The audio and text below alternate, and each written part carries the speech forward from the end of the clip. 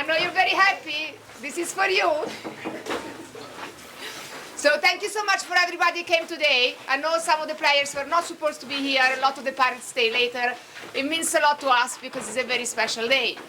Today we celebrate the man that brought this club together. So I don't want to spend any more time on this. I would like to start to getting the microphone to our president, Paolo.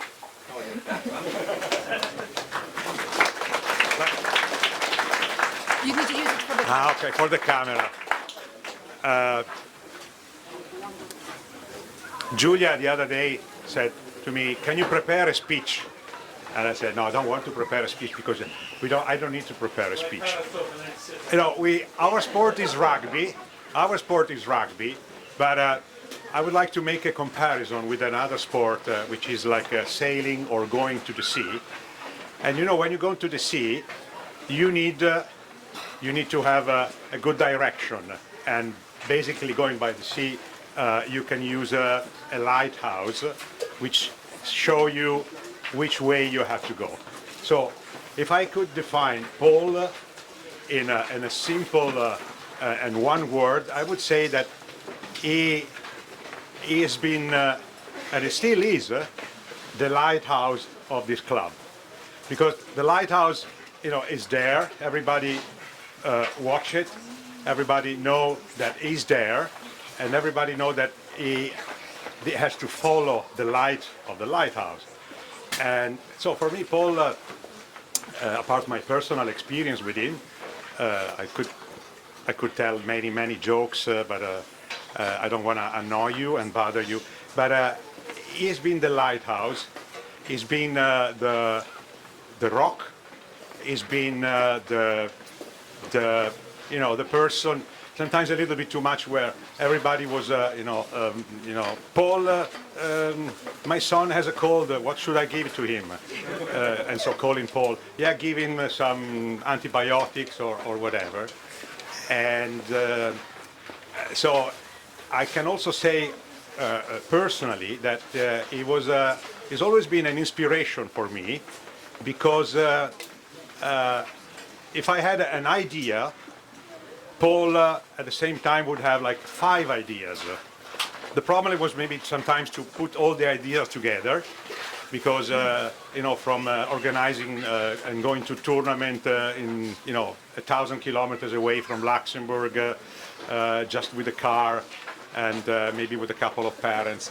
So I'm really grateful and at the same time personally happy to have the chance to work with him, and hopefully also to be a friend for him. For sure, he's been always a friend for me, and I hope we can reciprocate. And in the simple word, we should be very grateful for what he has done during all these years. 15 or 16 years, more or less. 20, 18. 25?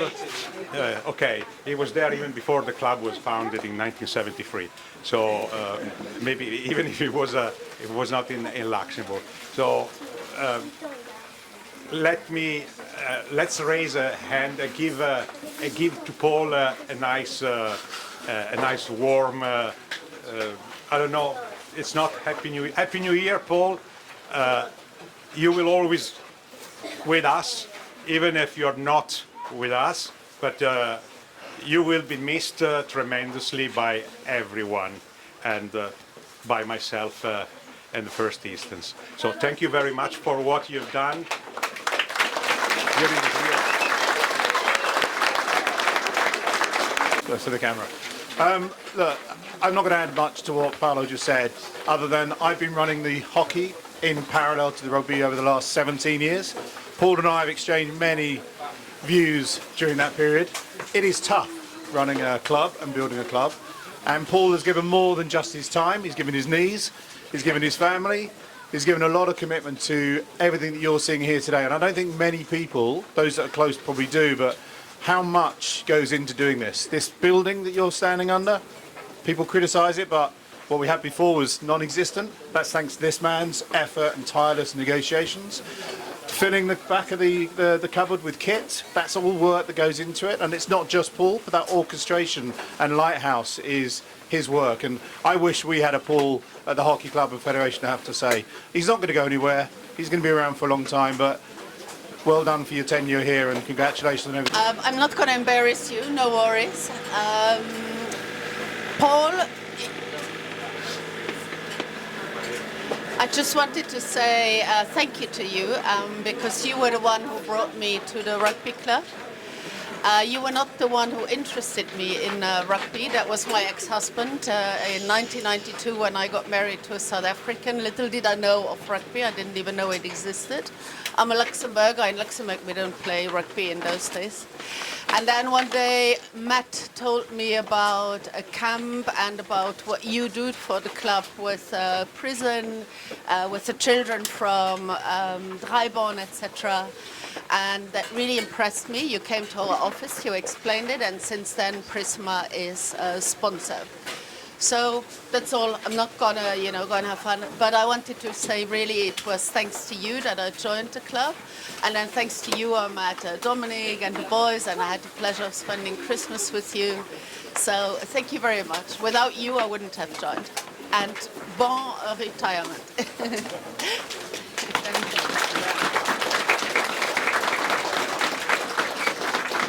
Thank you, Paul. With this, we let you sit down and enjoy. But before you go, almost done. The club would really say thank you. I've been joined in the studio by what can only be described as a bit of a maniac, mild-mannered, generally speaking. However, today has decided to cycle to the RTL City Towers. It's Paul Sweetnam here from RCL, Rugby Club Luxembourg. Guys, can you make a little space? As you wish. Should I say something? Yes. Gently. Guys? 30 seconds, I'll be finished. Okay, thank you very much for this. Very unexpected and awkward. I'm not going anywhere. I wanted to leave the club or pass the duties of the club onto other people before I got so crazy I didn't want to come back again, which happens a lot in sports clubs. People do too much and they burn out. So my message to you is look after each other. You're going to be getting divorced. You're going to be having illnesses, cancer. There's going to be problems at home. Look after each other. Spread the load. Come up with good ideas. I tell you, my two best ideas. The best idea, they said it would never work, and the proof is here today. They said fleecy fisherman hats would not work. And that is proof. We built it and they came. The second wasn't my idea, but the second best was getting the pitch. Before, the pitch had almost no grass at all. The ladies used to train here, and they went to Wolfdons because there was literally no more space or ability to train on the pitch. I remember at the end of under 14 training, a parent walked onto the pitch, fell over and broke his ankle. And at that point, I thought we really need to get a petition together and get a new pitch. We put a petition together. Dominique made it. Liddy, every time somebody signed it, Liddy Polfer got an email. She went really crazy. And then she said, all right. And then we sent us down to Switzerland. We went to Switzerland and we got the pitch. So that was the second best idea after the fleecy hats. But thank you very much. I'll see you around soon. I have to complete my LQ3 coaching course. So I'll come back and teach another generation of kids how to hand off in the face and the throat. Oh, you can't do that anymore, can you? Okay, but thank you very much, and I'll be up at the pitch soon to watch the games.